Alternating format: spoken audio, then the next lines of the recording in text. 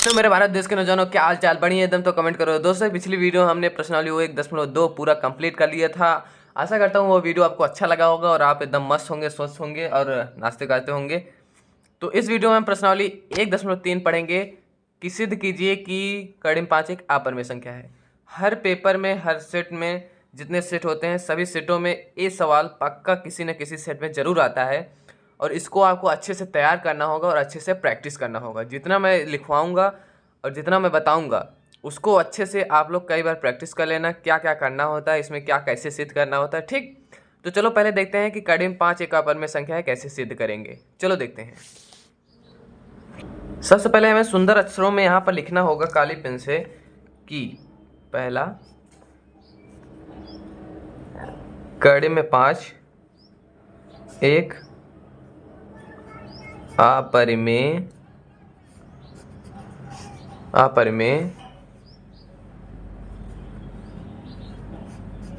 संख्या है। यही हमें सिद्ध करना है। फिर यहाँ पर नीचे ऐसे आपको अंडरलाइन कर देना है। फिर नीचे लिखना है हल।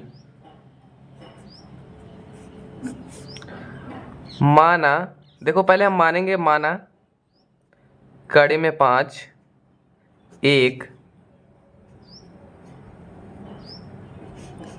परिमेय संख्या है। सबसे पहले आप ऐसे लिखेंगे कि माना कड़ी में 5 एक परिमेय संख्या है। अच्छा, जब परिमेय संख्या होगा तो कड़ी में 5 बराबर क्या हम लिख सकते हैं? कड़ी में 5 बराबर लिख सकते हैं P बटे Q के, लिख सकते हैं। फिर यहाँ पर नीचे लिखना होगा या तो इधर बगल में लिख सकते हैं, जहाँ P व Q एक पूर्णांक है। भाई पूर्णांक होंगे तभी तो बराबर होगा, परिमेय संख्या होगा। पूर्णांक है तथा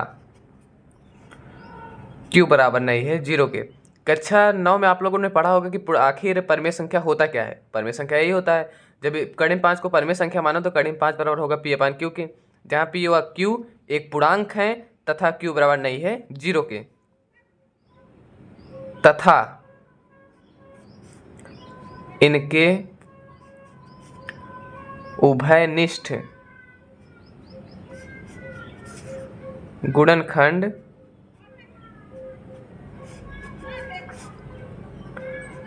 केवल एक है।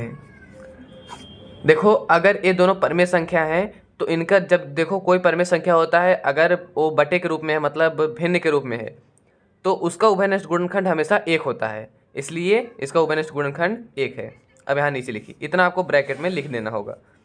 फिर लिख देना या कड़ी में 5 का गुणक क्यों कर देंगे, कड़ी में 5 क्यों हो जाएगा बराबर P। फिर उसके बाद दोनों पक्षों का वर्ग करने पर, देखिए कुछ स्टेप हैं जिनको आपको याद रखना होगा। दोनों पक्षों का वर्ग करने पर, जब हम दोनों पक्षों का वर्ग करेंगे तो कड़ी में 5 का वर्ग, कड़ी में 5 क्यू का वर्ग करेंगे तो 5 क्यू स्क्वायर होगा बराबर P स्क्वायर होगा। ठीक, तो यहाँ पर लिखना होगा, अगर देखो 5 को हम इधर लाएंगे तो जो P स्क्वायर है वो 5 से विभाजित हो जाएगा, इसीलिए हम यहाँ लिखेंगे इसलिए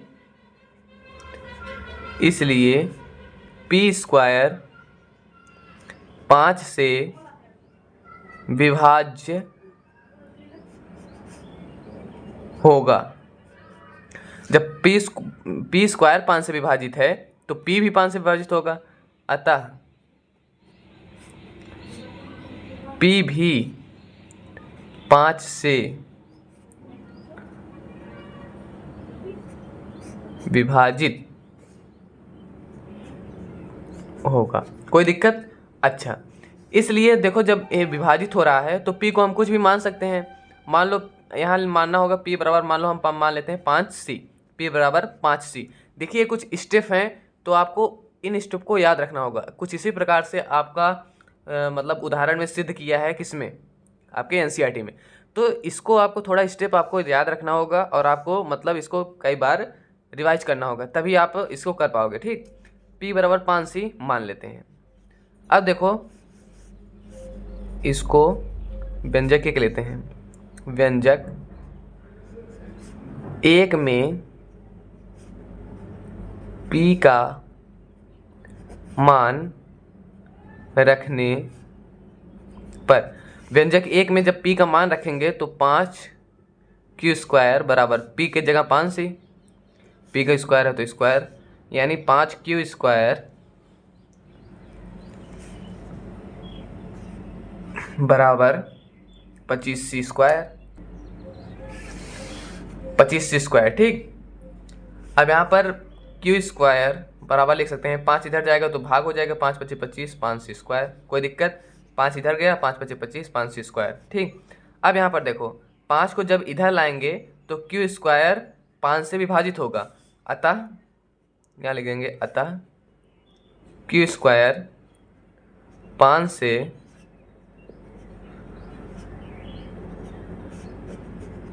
विभाजित होगा। ठीक। इसलिए जब q² 5 से विभाजित होगा तो q भी 5 से विभाजित होगा, q भी 5 से विभाजित होगा, कोई दिक्कत। अच्छा देखो यहाँ पर p भी 5 से विभाजित हो रहा है और यहाँ q भी 5 से विभाजित हो रहा है, लेकिन यानी इसके एक और उभयनिष्ठ गुणनखंड आ गया, क्या, 5। लेकिन इनके उभयनिष्ठ गुणनखंड केवल एक ही होना चाहिए, तो यहाँ पर हम लिखेंगे कि चूंकि p व q के एक के अतिरिक्त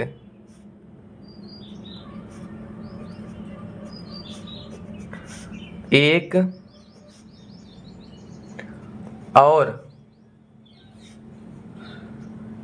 उभयनिष्ठ गुणनखंड 5 है, इसलिए हमारा मानना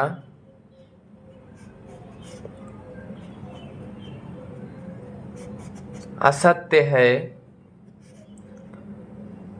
कि कड़िम 5 एक परिमेय संख्या है। देखो भाई इसमें लिखना ज़्यादा होगा और इसमें आपको टेंशन लेने की आवश्यकता नहीं है, जितना है बहुत ही आसान है, लेकिन अगर आप इसको कई बार रिवाइज करोगे तो काम बन जाएगा। ठीक।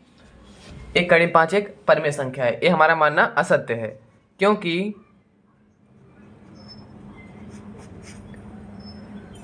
इससे विरोधाभास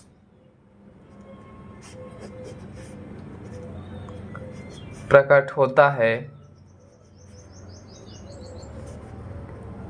कि p व q के केवल उभयनिष्ठ गुणनखंड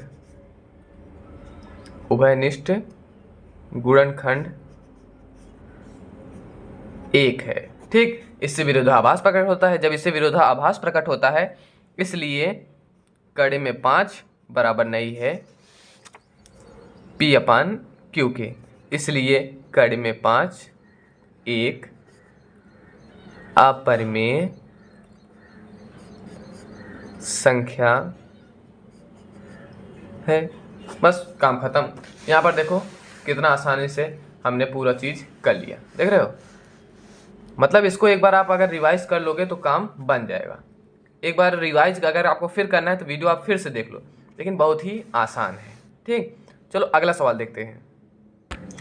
अगला सवाल है कि सिद्ध कीजिए कि 3 धन 2 कड़िम 5 एक अपरिमेय संख्या है। देखो जब अकेले कोई संख्या रहता है तो उसको करने के लिए उतना बड़ा हमें प्रपंच रचना होता है। ठीक। लेकिन यहाँ पर 3 धन 2 कड़िम 5 है, इसको हम आसानी से कर लेंगे। चलो देखते हैं कैसे करेंगे। फिर वही काम हमें करना है, काली पेन से लिखना है कि 3 + 2 कड़िम 5 एक अपरिमेय संख्या है, यही हमें सिद्ध करना है। फिर यहाँ लिखेंगे हल, लिखेंगे माना 3 धन 2 कड़े में 5 एक परिमेय संख्या है, इसलिए 3 धन 2 कड़ी में 5 बराबर होगा पी अपान क्यू के। बस यहाँ कोष्टक में लिख दो, जहाँ पी व क्यू दोनों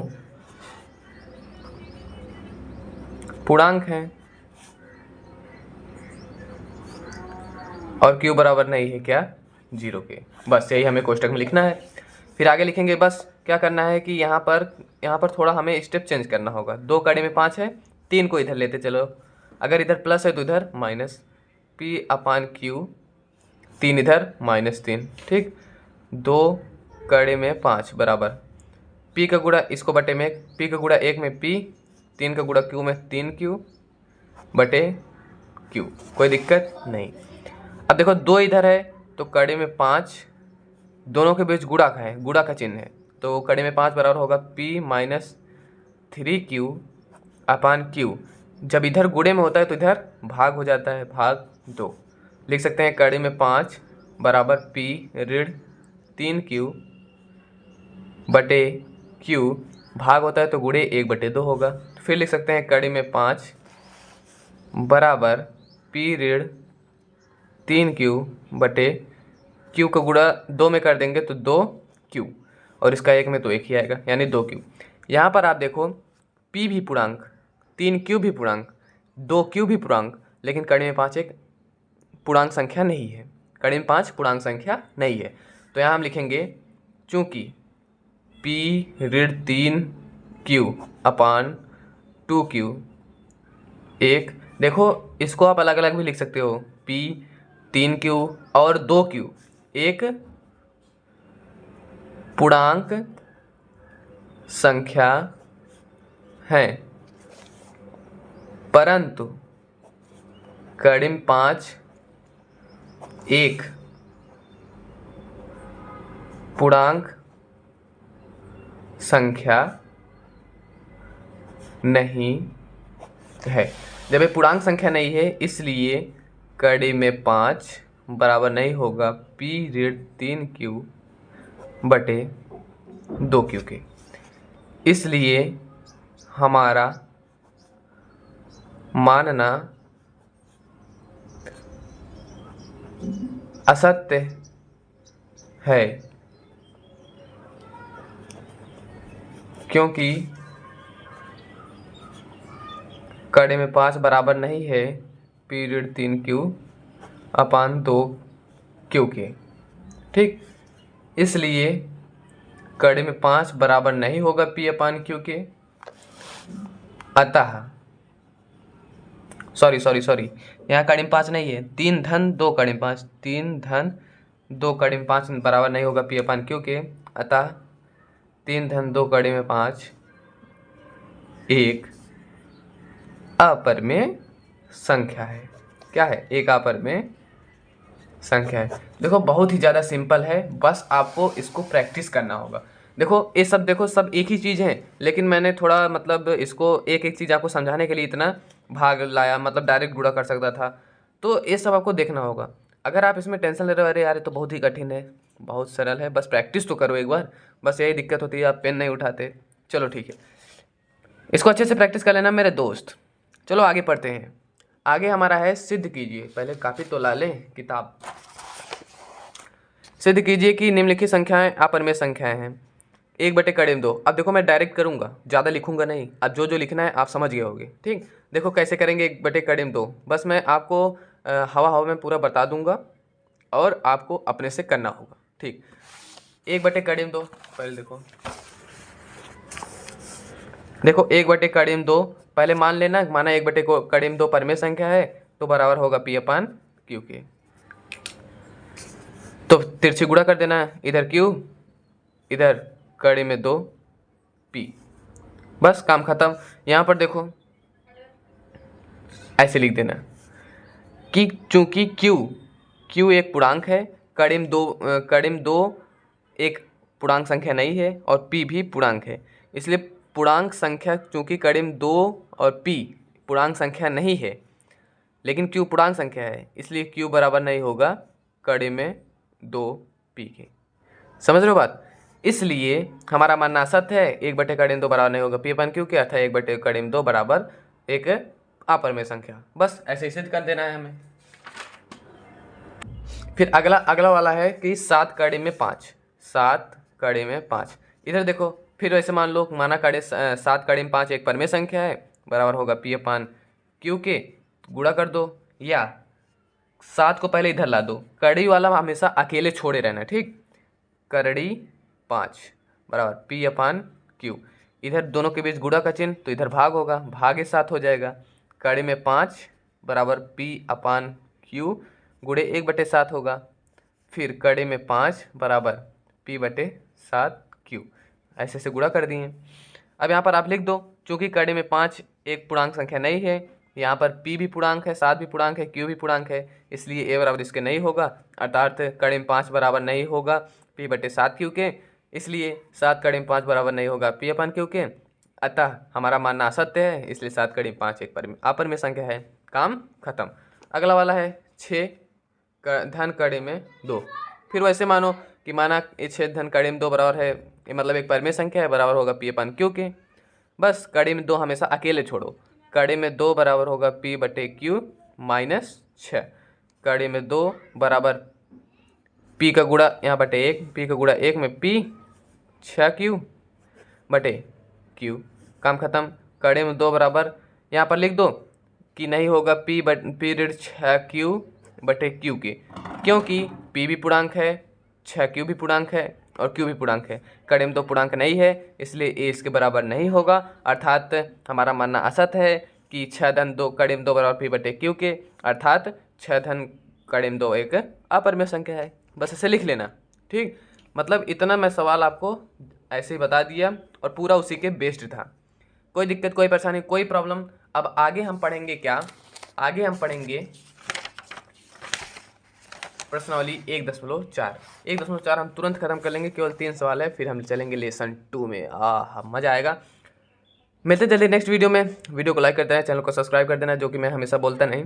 चलो ठीक है, अपना ध्यान रखना, हंसते रहना, मस्त रहना, खेलते रहना, टेंशन लेने की आवश्यकता नहीं है। मिलते हैं जल्दी नेक्स्ट वीडियो में। जय हिंद, जय भारत, वंदे मातरम।